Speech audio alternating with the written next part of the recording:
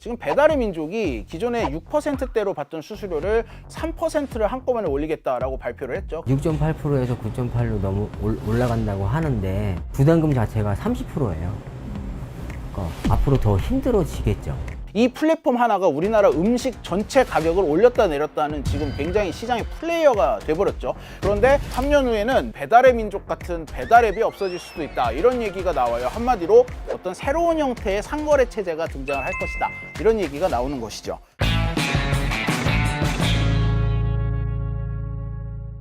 귀에 빡빡해는 이슈 맛집, 귀의 빡종원입니다. 올해 2월 달에 도이치텔레콤이라는 엄청 큰 이 독일의 통신회사에서 컨셉 스마트폰을 공개를 했는데, 그 스마트폰에는 이런 앱이 하나도 깔려있지 않았습니다. AI에다가 말을 시키면 자기가 알아서 이 기존의 앱들이 서비스하고 있던 그 앱들을 막 돌아다니면서 정보를 모으고 명령을 수행을 해가지고 결과를 도출해내는 이런 핸드폰을 선보였었거든요. 사람이 손가락으로 누르면서 눈으로 보면서 하던 일을 AI가 대신해 줄 거다. 즉 에이전트 단계의 AI가 곧 나올 거다. 실제로 지금 모든 스마트폰 제조 기기 업체들과 소프트웨어를 개발하는 이 개발 업체들은 이 방향으로 연구를 하고 있고, 이 핸드폰의 첫 단계를 애플이 이번에 발표를 했다라고 지난주에 제가 말씀을 드렸습니다. 삼성전자에서도 이 시기를 지금 3년으로 내다보고 열심히 하고 있는데, 이게 단순히 삼성전자만의 문제가 아닌 지금 경제를 주도하고 있는 이 메이저 기업들이 모두 같은 고민을 안고 있는 상황인데, 오늘은 이들이 어떤 고민을 안고 있는지, 그리고 역시 그 고민의 한 가운데에도 AI가 있었다라는 부분을 좀 집중적으로 말씀을 드려볼까 합니다.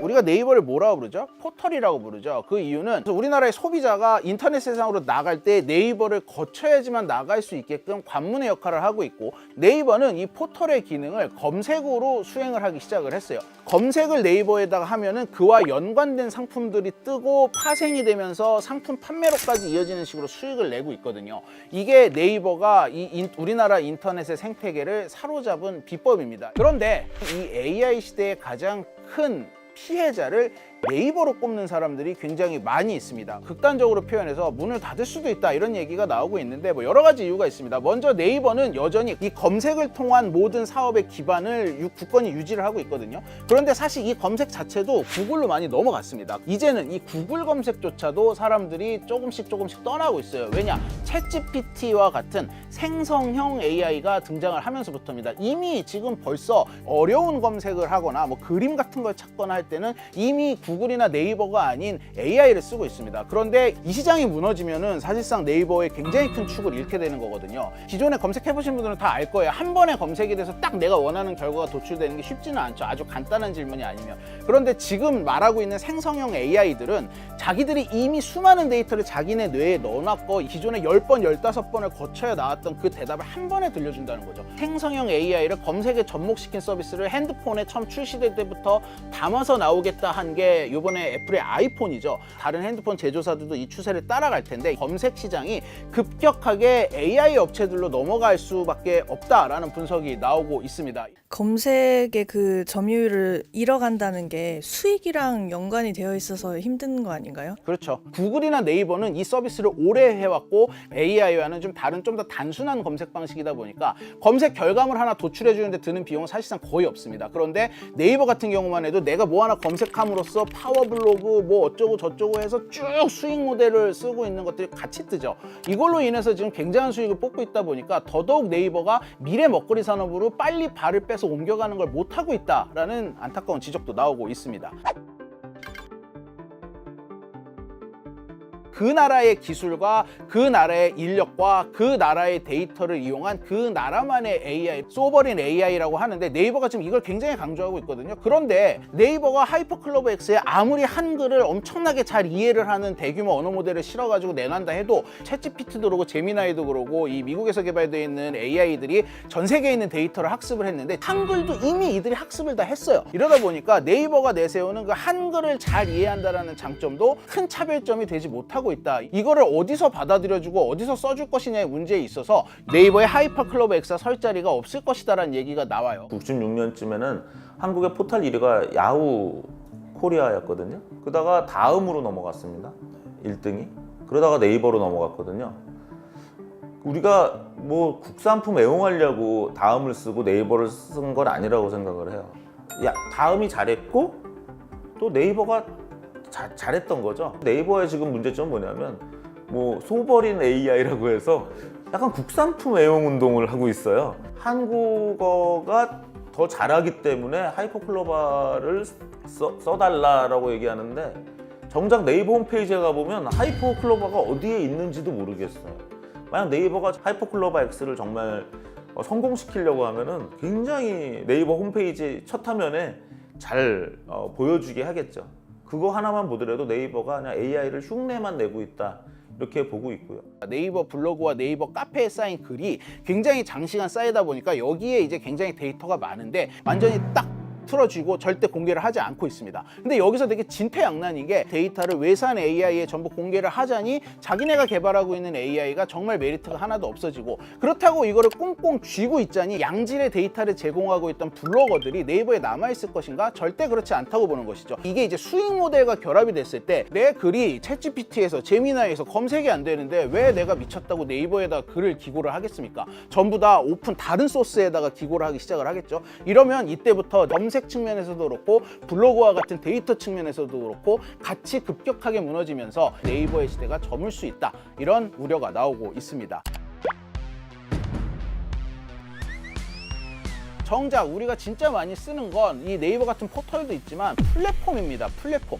택시를 부를 때도 이 택시 플랫폼, 그 다음에 우리가 영상을 볼 때도 영상 플랫폼, 그리고 물건을 살 때도 이 상거래 이커머스 플랫폼. 지금 우리는 이걸 다 다운을 받고 있어요. 이게 이제 다 AI가 하나로 통합을 시킬 것이다. 이런 얘기가 나오는데 플랫폼 분야에서 가장 우려가 되는 게 음식 배달 서비스입니다. 지금 배달의 민족이 어렵기 때문에 수수료를 올리겠다 하는데 이게 뭐가 문제냐? 음식점들이 배달의 민족의 수수료를 맞추기 위해서 음식값을 전부 올릴 것이다. 그래서 심지어 찾아가서 먹는 사람들도 이 배달의 민족 때문에 더 비싼 음식값을 낼 수밖에 없다. 이런 우려가 나오고 있어요. 이 플랫폼 하나가 우리나라 음식 전체 가격을 올렸다 내렸다 하는 지금 굉장히 시장의 플레이어가 돼버렸죠.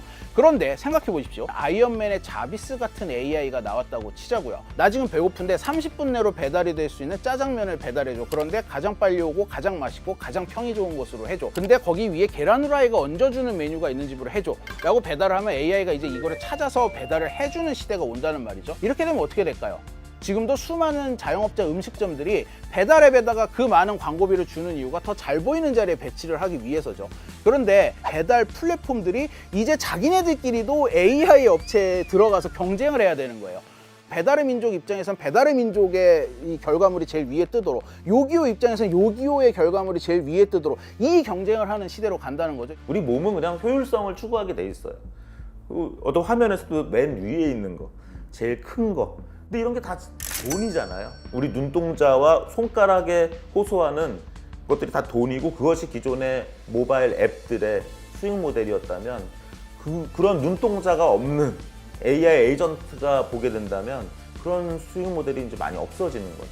사람들은 대화로 명령을 AI 에이전트한테 하고 그 AI 에이전트는 여러 앱들을 불러서 줄을 세울 가능성이 있기 때문에 AI 에이전트가 더 힘이 세질 수 있다. 그런 얘기들을 이제 하고 있는 것입니다.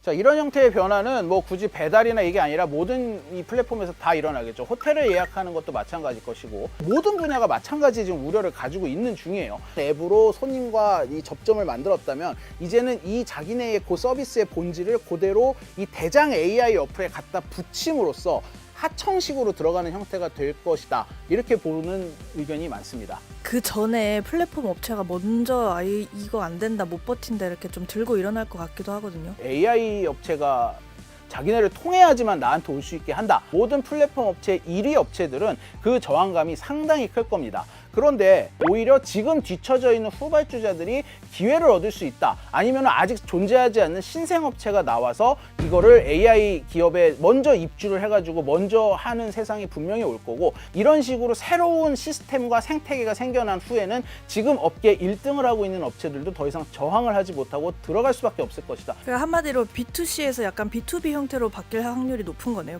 그렇죠. 근데 이게 기존의 플랫폼 업체들이 완전히 없어지진 않을 거예요. 왜냐하면 이거 진짜 싼 거 맞아? 해서 내가 직접 하나씩 다 들어가 보는 사람들도 분명히 있을 것이기 때문에 지금도 여전히 서점도 남아있고 신문도 남아있는 것처럼 여전히 남아있겠지만 굉장히 많은 손님을 뺏길 것이다. 실제로 이런 식으로 내 앱에 들어와서 구매하는 손님의 한 20-30% 정도를 뺏길 것이다 라는 얘기가 나옵니다. 항상 이 IT 업체는 이런 식으로 변해왔어요. 배달 플랫폼 위에 또 하나의 값이 생기게 되면은 이 배달 플랫폼들이 AI 업체에다가 수수료를 내겠죠. 광고비를 내겠죠. 우리 거 제일 먼저 뜨게 해달라고. 그 이후에는 이 비용을 어디로 전가할까요? 분명히 자영업자들에게 전가를 할 겁니다. 지금 플랫폼들이 걷어가고 있는 수수료가 모든 게 문제되는 거 아닙니까? 결국은 소비자에게까지 한 단계, 두 단계, 세 단계 단계가 계속 늘어나면서 전가가 될 수밖에 없다. 결국 소비자만 손해를 보는 세상이 오는 게 아니냐. 생활 물가가 더 폭등하는 게 아닌가라는 우려도 나오고 있습니다. 그런데 이 전문가들은 이 세상이 이렇게 호락호락할 것이라고 보지 않더라고요. 이 얼마든지 지금 우리가 눈으로 보지 못하는, 지금은 존재하지 않는 새로운 형태의 사업이 나올 것이다 라는 얘기를 합니다. 지금 생성 AI는 텍스트를 생성하거나 이미지, 동영상, 음악 이런 컨텐츠를 생성하는 AI인데 진짜 중요한 생성은 거래라고 생각을 해요. 만남과 거래를 생성하는 거.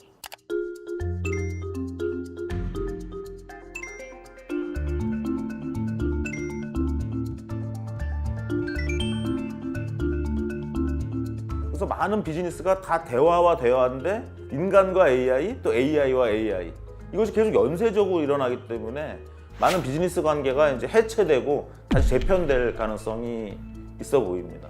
지금 전자상거래에 동참을 하지 않는 업체들이 굉장히 많습니다. 이유야 다양하겠죠. 뭐 하기 싫어서, 아니면 하고 싶어도 인력이 없어서, 어떻게 하는지 몰라서. 이런 업체들이 이제는 굳이 플랫폼의 힘을 빌리지 않아도, 굳이 비싼 수수료를 내지 않아도 사진만 하나 딱 찍어서 올리면 AI가 알아서 매칭을 해주게 되는 거죠. 진짜 많이 나오는 얘기가 그냥 옛날처럼 가게에, 내가 아는 그 가게에 그냥 전화해서 주문하고 싶다 이런 사람이 굉장히 많거든요. 근데 이제 그 시대로 돌아가는 겁니다. 플랫폼을 중간에 끼지 않고 직접 연결을 해주는 역할을 AI가 하게 되겠죠. 그래서 기존에 없던 이 시장이 커지면서 이 플랫폼 업체들이 손님을 이쪽으로 많이 뺏기게 될 것이다. 이러면 우리가 천정부지로 물가가 오를 것이라는 이 우려가 그렇게까지 현실화되지 못할 수 있다라는 어떤 전망도 나오고 있습니다. 만남의 장 얘기를 제가 드렸는데 이거 사실 지금 제일 잘하고 있는 나라가 중국입니다. 중국의 알리와 테무가 굉장히 저가로 물건을 공급을 하잖아요. 수많은 중국 내 공장에서 이 물건을 가장 싸게 납품할 수 있는 업체를 고르는데 이거를 중국은 사람이 하지 않습니다. MD가 다니면서 하지 않아요. AI로 이런 식의 매칭을 주선하는 지금 이쪽 분야에서 중국이 뭐 거의 세계 최고라고 할 수 있습니다. 이러다 보니까 우리나라가 당장 중국하고만 비교를 해도 네이버 말씀드렸지만 카카오는 다르냐? 카카오는 AI를 개발하고 있다는 소식도 들리지 않고 있어요.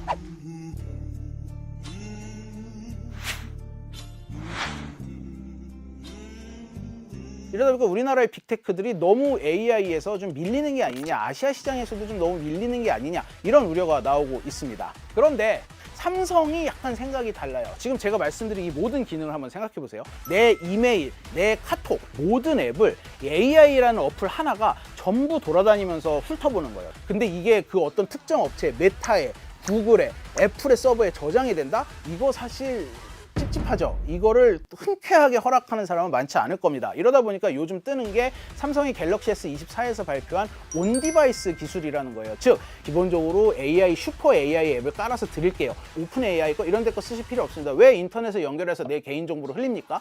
인터넷 연결하지 않고 그냥 내 핸드폰에 있는 이 자체로 내 손안의 비서를 마음껏 누려보세요. 이렇게 갈 준비를 하고 있는 중입니다. 삼성은 지금 뭘 하고 싶을 것 같으냐면은 그 삼성의 폰에서 안전하게 프라이빗하게 고객과 대화할 수 있는 개인 에이전트 사업을 하고 싶어 할 것 같아요. 자기네 앱 개발했어요. 네, 자기네 앱에서. 근데 내 스마트폰 앱 안에 내 대화가 그냥 온전히 담겨 있다면 안전하게 할 것 같거든요. 그거는 오히려 스마트폰 사용 회사만 할 수 있는 거죠.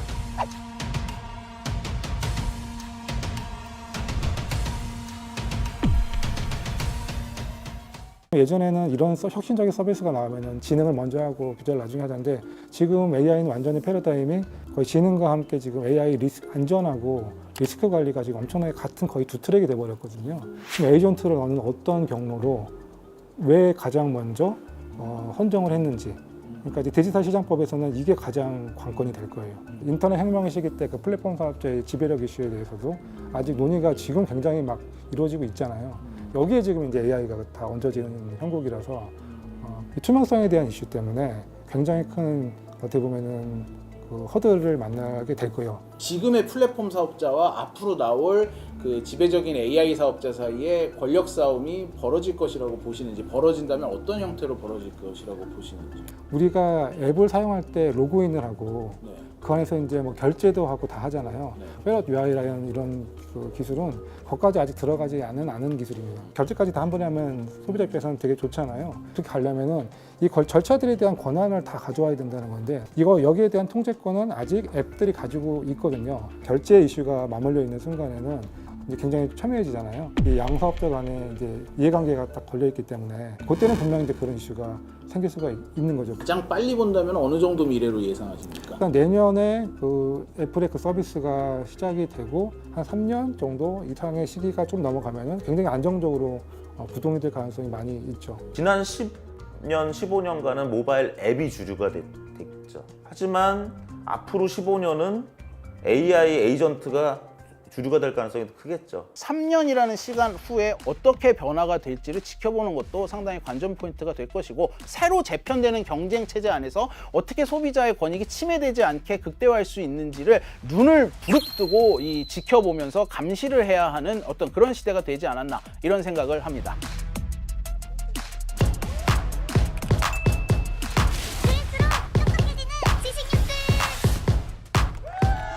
고양이를 부탁해는 여기까지입니다. 다이어트도 칼로리 신경 쓰지 말고 드세요. 대신에 키토식을 해보세요. 이게 박종원. 스브스 프리미엄 지금 다운로드하세요.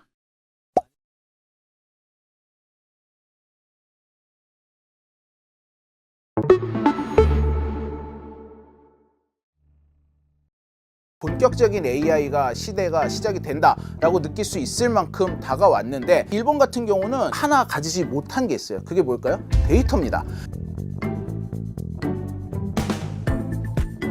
소프트뱅크의 네이버 손절. 한국은 빠져라 이게요. 귀에 빡빡해는 이슈 맛집, 귀에 박종원입니다. 요즘 사실 뭐 유튜브나 기사 보면은 이런 말 참 많이 나옵니다. 한국 패싱, 한국만 쏙 빠졌다, 뭐 이런 얘기 많이 나오는데, 이런 일들의 가장 정점에서 벌어지고 있는 일이 바로 네이버 라인 강탈 사태입니다. 이 네이버 라인을 그대로 뺏긴다면 정말로 한국은 패싱이 되는 상황을 맞이할 수 있는 건데, AI 관련돼서 한일 협력 관련된 기사들 살펴보면 이게 바로 정확하게 보입니다. AI 하면은 뭐 무슨 생각이 나세요? AI 스피커? 근데 사실 이거는 약간 좀 예능적인 요소가 강했어요. 못 알아듣고 엉뚱한 대답하고 이래서 뭐 이 재밌는 장면들이 공유되면서 짤처럼 돌아다니고 했지, 우리가 이때 AI라는 말을 하긴 했지만 AI가 우리 생활에 들어올 거라는 생각은 거의 한 사람이 없습니다. 그런데 정말로 우리 삶 속에 들어올 수 있고 굉장한 파괴력을 가졌다라는 거를 몸으로 느끼기 시작한 게 이제 1년 됐습니다. 챗 GPT가 발표되면서부터예요.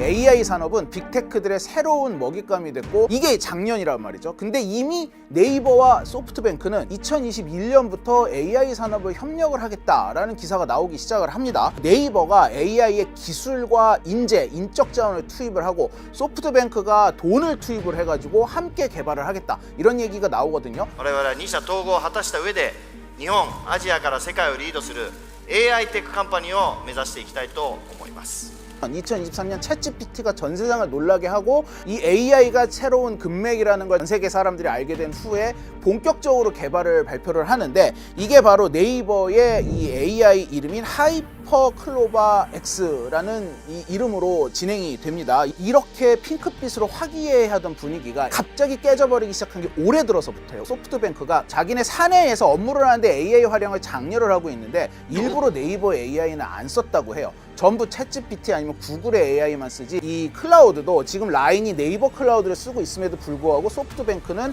네이버 클라우드를 안 쓰고 전부 구글 클라우드를 썼다고 합니다. 이런 식으로 의도적으로 네이버를 업무에서 배제시키는 시키는 모습을 계속해서 보여왔었고, 이 결국은 5월에 어떻게 됐습니까? 라인 강탈 엔딩으로 지금 끝나가고 있죠. 이 사이에 무슨 일이 있었느냐, 이 어떻게 1년도 안 된 이 사이에 이렇게 분위기가 180도 바뀌었느냐. 일본이 유치한 해외 AI 투자를 보면 답이 좀 나옵니다. 갑자기 올해 초부터 미국의 대규모 기업들이 일본으로 돈을 싸들고 몰려가기 시작을 해요. 일단 1월 달에 아마존 일본의 AI 데이터 센터를 증축을 하겠다. 2월 달에 TSMC 구마모토에 1공장을 개소식을 열었고, 그 다음에 4월 달에 연이어서 MS만 해도 우리 돈으로 한 4조 원. 오픈 AI는 일본 법인을 개설을 했습니다. 오라클 같은 경우는 도쿄와 오사카에 데이터 센터를 증축하는 데 투자를 하겠다. 줄줄이 비엔나처럼 쏟아져 나온 AI 기업들의 일본 투자 발표, 그리고 소프트뱅크의 네이버 손절, 이게 무관치 않다라는 분석이 나오고 있습니다. 미국한테 돈을 받고 네이버랑 같이 지금까지 개발해온 기술이 있으니까 다 같이 활용하면 좋은 거 아니야 라고 생각할 수도 있는데, 왜 네이버 추출에 나섰을까요?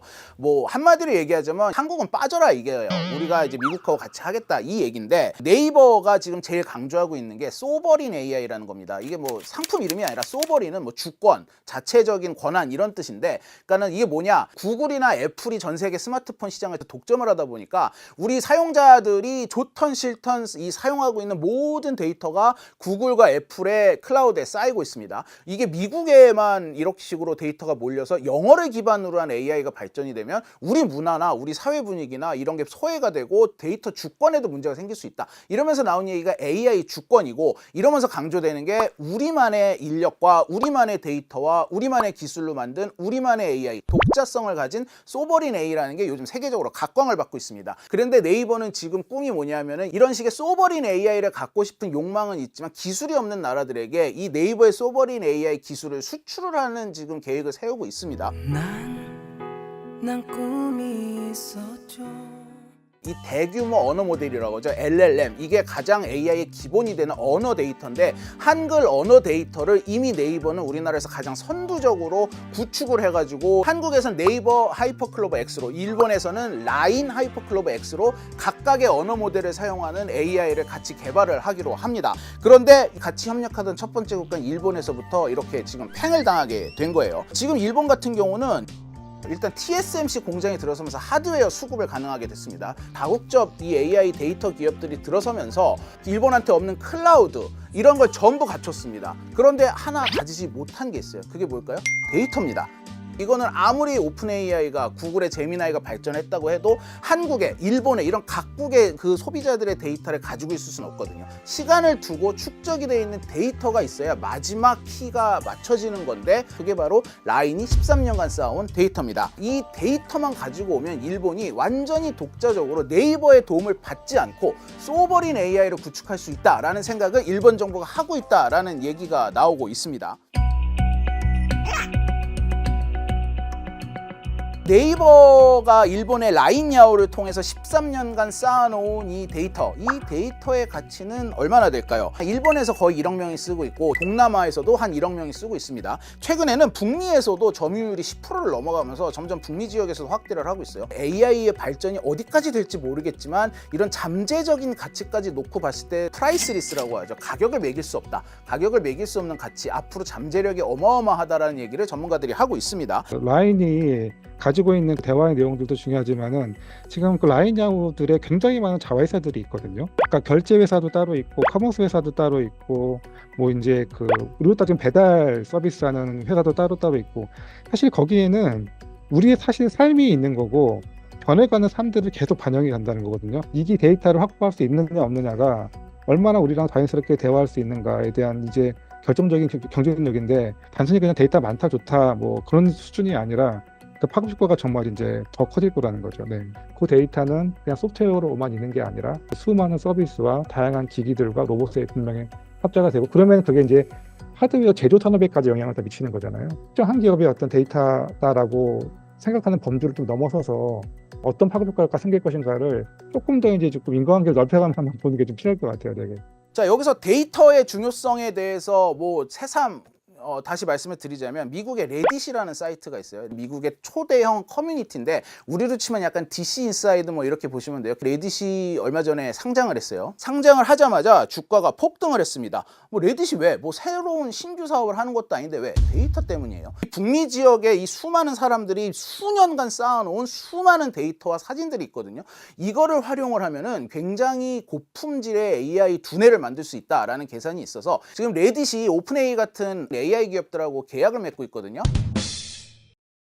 지금 초거대 인공지능이 엄청나게 방대한 데이터를 학습을 한 거잖아요. 굉장히 많은 모델들이 나와 있고 학습을 지금 마쳤지 않습니까? 그래서 지금 가장 큰 이슈는 이제 고품질의 학습 데이터가 없다는 것에 대해서는 다 동의를 하고 있어요. 학습 데이터를 쓸 수 있는 가장 좋은 데이터가 예를 들어 게시판에서 대화를 주고받는다거나 이모티콘을 달기도 하고 그것들을 통해서 지금 굉장히 우리는 인간다운 이제 인공지능을 만나고 있는 건데 What do you see?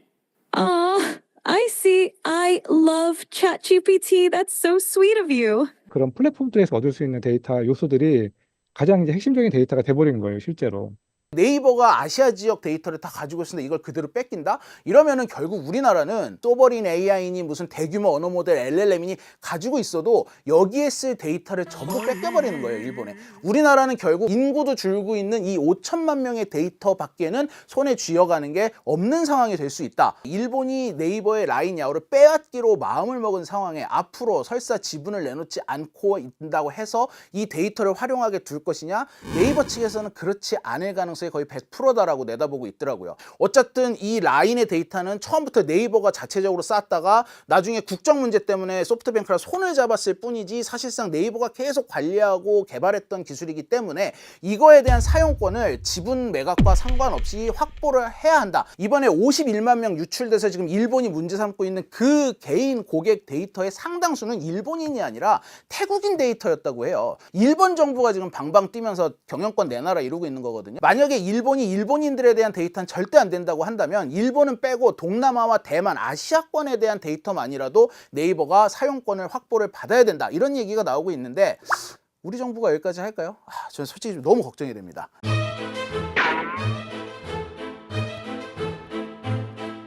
우리가 일본이라는 나라를 얘기할 때 항상 하는 말이 있어요. 아날로그의 나라다. 현재 일본 정부에서 도장을 꼭 찍어야 하는 절차의 종류는 무려 11,000가지에 이릅니다. 이런 아날로그의 나라 일본이 갑자기 AI에 왜 이렇게 집착을 할까요? 인터넷과 모바일 시대를 다 놓쳤기 때문이에요. 그런데 이 차세대 먹거리가 AI라는 걸 알고 일본 정부서부터 적극적으로 개입을 해서 여기서부터 우리가 다시 패권을 쥐겠다. 이러다 보니까 일본은 지금 이 투자 유치를 하는 것도 우리나라와 달리 굉장히 적극적이에요. 아까 오픈AI가 일본에다가 아시아 본부를 설치했다고 그랬죠. 도쿄 한복판에다가 국립전략종합특구라는 걸 지정을 해가지고 세제 지원, 규제 면제 이런 걸 해주고 있어요. 이게 대만 TSMC 측에서도 공장을 짓는데 돈을 투자했지만 일본 정부가 막대한 돈을 투자를 하고 있어요. 지금 1공장, 2공장 합쳐가지고 거의 10조를 지원을 하고 있거든요. I believe also start a renaissance of semiconductor manufacturing in Japan.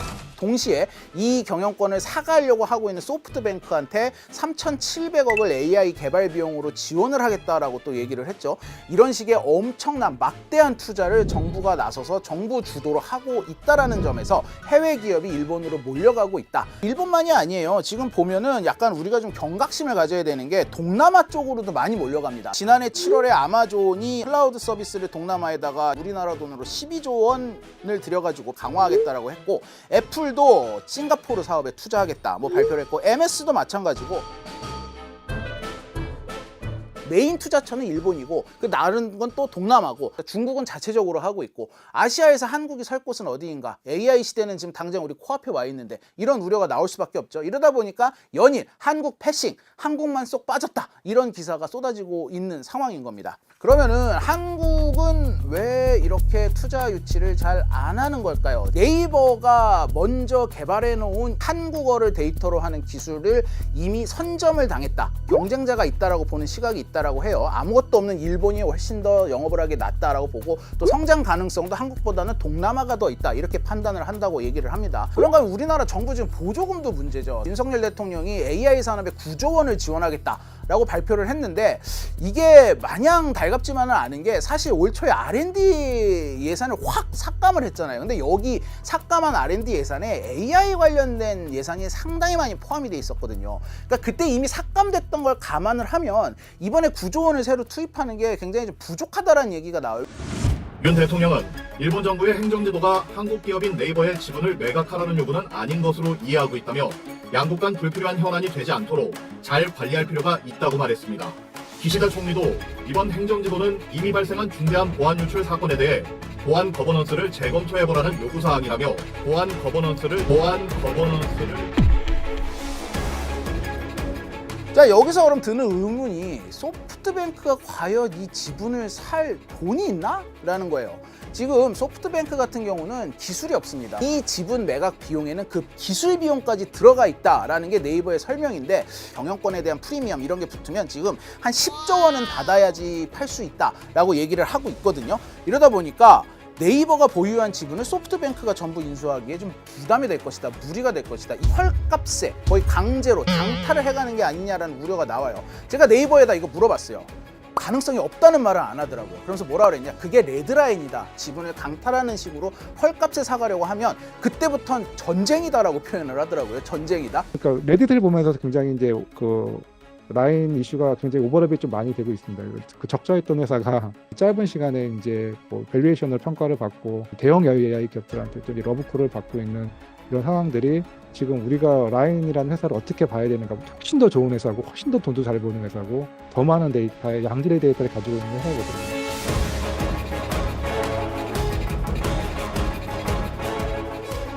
여기서 정말 우리 정부가 대처를 잘해야 되는데 응원합니다. 잘 할 수 있을 거라 믿습니다, 저는.